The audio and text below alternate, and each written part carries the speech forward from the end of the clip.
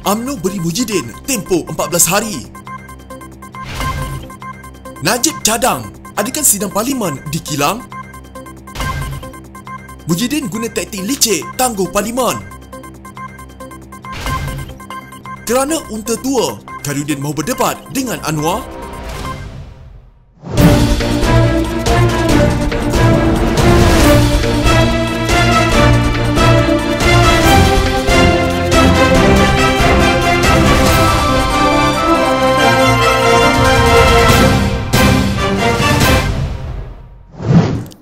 Hari itu tempoh yang diberikan UMNO kepada Kerajaan Perikatan Nasional memulakan langkah membuka parlimen seperti yang diisyaratkan Raja-Raja Melayu. Presiden UMNO Ahmad Zahid Hamidi berkata, kegagalan berbuat demikian akan mendorong parti berkenaan mengadakan mesyuarat khas Majlis Tertinggi bagi mencari tindakan sewajarnya. Dalam kenyataan dikeluarkan, Ahmad Zahid berkata, kegagalan Kerajaan Perikatan Nasional melaksanakan titah Raja-Raja Melayu adalah perbuatan menderhaka serta tidak menghormati institusi istana. UMNO berpendirian tegas untuk mendesak kerajaan menghormati titah Yang di-Pertuan Agong dan Raja-Raja pemerintah agar memanggil sidang parlimen dalam tempoh 14 hari daripada tarikh kenyataan ini, katanya dalam kenyataan. Sebagai parti yang diasaskan untuk memelihara dan membela institusi Raja-Raja Melayu seperti termaktub dalam Fasal 3 Perlembagaan UMNO, satu mesyuarat khas Majlis Tertinggi akan diadakan bagi memuktamadkan tindakan selanjutnya jika Perikatan Nasional gagal berbuat demikian, menurut bekas Timbalan Perdana Menteri itu lagi. Meskipun tidak menyatakan secara jelas apakah langkah lanjut yang akan diambil, panggilan mesyuarat khas Majlis Tertinggi UMNO boleh ditafsir sebagai permulaan langkah parti itu membuat tindakan drastik termasuk menarik diri daripada kerajaan. Keputusan untuk ahli Parlimen UMNO meninggalkan kerajaan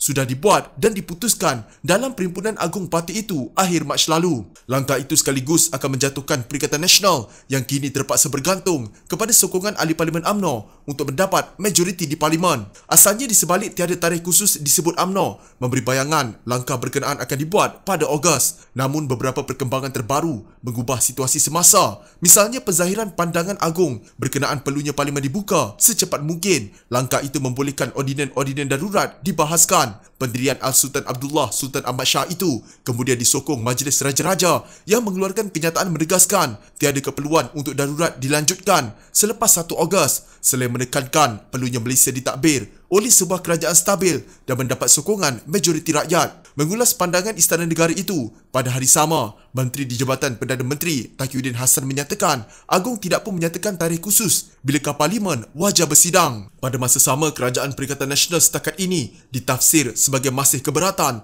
untuk membuka parlimen. Ahmad Zahid berkata UMNO menyokong penuh kedua-dua kenyataan bidang Istana Negara dan penyimpan mohor besar Raja-Raja berkenaan pembukaan parlimen. Katanya UMNO berpendirian sidang parlimen amat mustahak untuk diadakan bagi membawa pelbagai tuntutan dan harapan rakyat yang sedang kesempitan semasa menghadapi wabak penyakit berbahaya. Parlimen juga, kata Ahmad Zahid, boleh memastikan wujudnya accountability dalam pentadbiran kerajaan. Justeru tidak perlulah berdolak dalik lagi mengenai maksud istilah secepat mungkin dan segera yang digunakan di dalam kedua-dua kenyataan media berkenaan, katanya. Perdana Menteri Muhyiddin Yassin membuatkan ini seperti kali pertama sidang parlimen akan diadakan, kata Najib Razak. Bekas Perdana Menteri itu berkata demikian ketika mengulas kenyataan Muhyiddin bahawa sebuah jawatan kuasa telah dibentuk untuk meneliti aspek-aspek penting sebelum persidangan parlimen diadakan. Bagaimanapun bagi Najib, perkara itu bukanlah sesuatu yang perlu dibuat kajian. Tak perlu kaji lagi, saya beri solusi. Langkah pertama, hantar notis kepada speaker untuk suruh parlimen bersidang. Langkah kedua, bersidang, habis, katanya menerusi hantaran di Facebook. Kata Najib lagi, Yang di-Pertuan Agong dan Raja-Raja Melayu sudah bertitah agar sidang parlimen diadakan secepat mungkin. Yang di-Pertuan Agong dan Raja-Raja Melayu tak titah untuk kamu bentuk jawatan kuasa untuk kaji bagaimana parlimen boleh bersidang. Seolah-olah ini adalah kali pertama parlimen akan bersidang, katanya lagi. Terdahulu Muhyiddin berkata jawatan kuasa yang akan turut dianggotai pembangkang itu antara lain akan meneliti sama ada sidang parlimen akan dibuat secara fizikal atau hybrid. Katanya lagi, wujud keperluan untuk mengambil kira soal persiapan bagi urusan persidangan secara fizikal, termasuklah aturan tempat duduk ahli parlimen yang perlu mematuhi prosedur operasi standard SOP yang telah ditetapkan. Dalam satu hantaran berbeza, Najib secara menyindir berkata, jika kerajaan masih tidak pasti sama ada selamat untuk 220 orang ahli parlimen bersidang. Kerajaan boleh saja belajar daripada kilang dan tapak pembinaan yang mendapat kebenaran Kementerian Perdagangan Antarabangsa dan Industri atau MITI untuk beroperasi sepanjang tempoh sekatan pergerakan penuh. Parlimen sudah bersidang tahun lepas ketika kes wabak penyakit berbahaya mencecah ribuan kes sehari, walaupun ketika itu seorang ahli parlimen pun tak pernah terima pencegahan. Sekarang semua ahli parlimen sudah selesai menerima 2 kali dos pencegahan, katanya.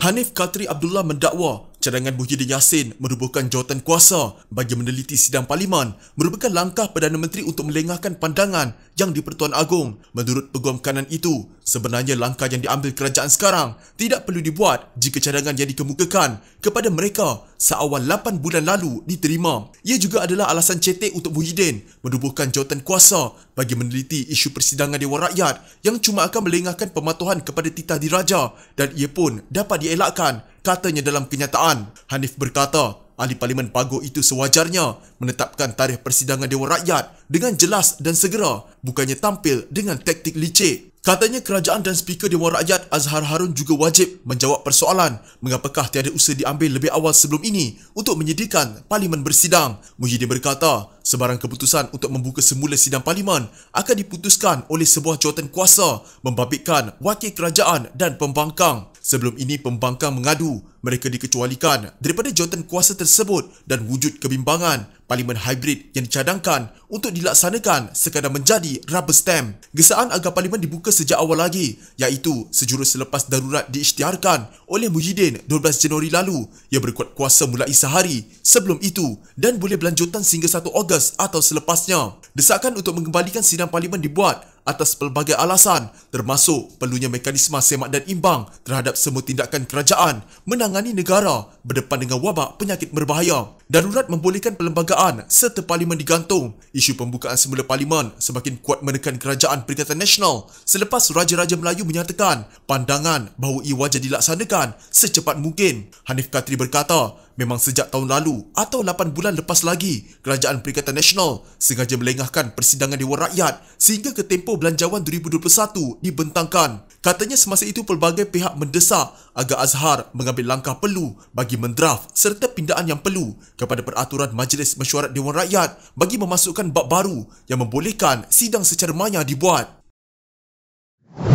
Ketua Pejuang Wilayah Persekutuan Khairuddin Abu Hassan menjemput Presiden PKR Anwar Ibrahim untuk berdebat secara langsung berhubung persoalan orang Islam. Masalah orang Islam tidak boleh menyokong Anwar Ibrahim bukanlah isu politik, tetapi ia adalah persoalan akidah agama yang berteraskan Al-Quran serta As-Sunnah yang selebihnya tunggu masa ketika yang sesuai untuk saya terangkan secara terperinci kelak. Kalau boleh berdebat secara live dengan Anwar Ibrahim, lagi menarik, katanya dalam satu kenyataan. Kenyataan itu hadir apabila terdapat perwakilan yang mengkritik bekas Perdana Menteri Dr. Mahathir Mohamad ketika Kongres Nasional tahunannya secara maya. Tidak puas hati serangan tanpa henti dari pimpinan PKR, Khairuddin menyifatkan mereka yang tidak waras dan tidak mempunyai akidah agama sahaja yang menyokong pemimpin seperti Anwar. Kalangan yang mendewa-dewakan pemimpin homoseksual adalah golongan yang tidak berpegang pada syariat agama Islam yang berteraskan kepada Al-Quran serta As-Sunnah. Saya amat hairan dengan segelintir kalangan otak udang dari parti PKR yang tidak habis-habis cuba memfitnah dan menyerang Tun Dr. Mahathir Mohamad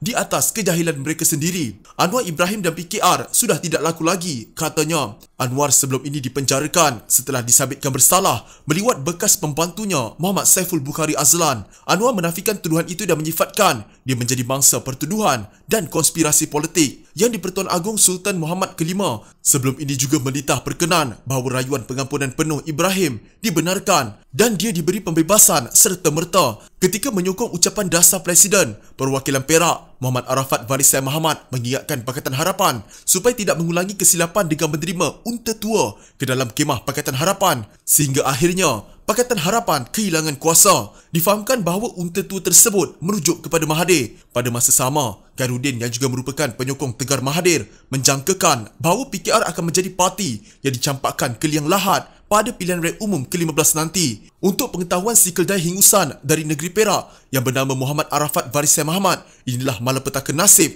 yang bakal menimpa parti PKR. Namun keldai hingusan ini tidak mampu untuk buat pembacaan politik secara tepat kerana dia baru setahun jagung masuk politik, katanya.